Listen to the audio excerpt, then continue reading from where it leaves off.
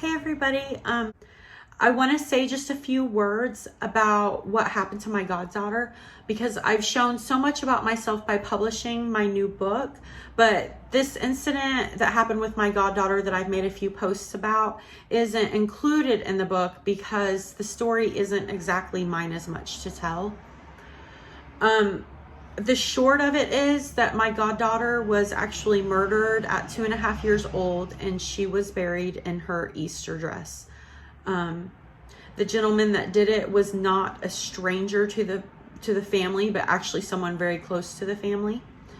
On March 21st this year was the 20-year anniversary of little Zoe Yvonne's death, and the gentleman that did it got released from prison 10 days later, and he is now free. I'm sharing this story now for two reasons. One, because a lot of you have messaged me and shared your amazing stories with me, but there's a common thing that runs throughout these stories, and that common element that we all have is that generally, if there's been one traumatizing thing that's happened, there's probably been multiple traumatizing things that have happened. And it's not always about the things that have happened specifically to a person physically. Sometimes people are traumatized by the things that happen to the people around them that they love.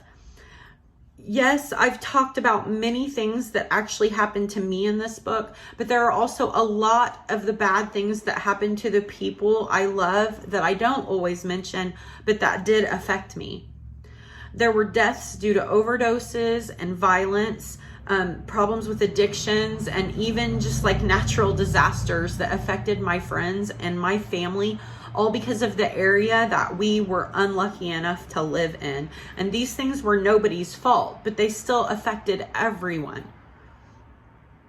Trauma can come from many different sources, and it's so important to understand that when someone is trying to heal, no matter how many things they're having to get over or how many bad stories they tell you about themselves or where they came from or their old friends, it is all the past. You have to be compassionate and non-judgmental to help someone else along the path to accepting themselves. The second reason that I want to bring my story up about this today is because I want to talk a little about forgiveness. Everybody knows that forgiveness is important in moving on, and it took me years to forgive the friend that did this. It took me years to understand that the guy I had known for years that murdered this innocent little baby didn't just do it himself. It was meth that did it. There are some days that I don't know if I have forgiven him, and I still have a hard time trusting people. And she was just my goddaughter. I can't imagine if this had happened to my daughter. I can't even begin to imagine the thoughts that live in my best friend's head every single day. As I sit here and just accidentally start crying about it, some days, still to this day, I try to make myself stop because I can't even imagine how his freedom feels to her. So I guess in summary, if you want to help somebody get better, you have to be kind and be prepared. If someone trusts you enough to open up to you, never judge them no matter what they say. Understand that the past is the past, and try really, really hard to not make that astounded judgmental face when they're talking, even though you probably don't mean it. And if you're somebody out there that's suffering from a whole ton of things like I am and trying to get better, please understand that there are a lot of people that are there with you. I'm here with you. I've seen the icky faces of people that I've tried to open up to. I've been hurt by people that walked away because it's just too much, because I'm too much. But it does get better, I promise.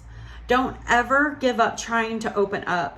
Bad things that happen to you do not make you a bad person. And if somebody is meant to be in your life, they will understand that.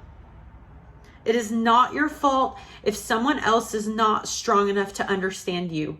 Don't ever stop trying to be better and heal, because eventually you will find the friends and family that will be there for you for real. And it's true, families are not something that you're born into. They're something that you make from the people that you truly love, that you meet along the way, and that are really there for you. So never give up, and you will find those people. Thank you so much for listening to me today. And again, if anyone ever needs to talk, I'm here. Don't be afraid to message me, holler at me, whatever you need to do.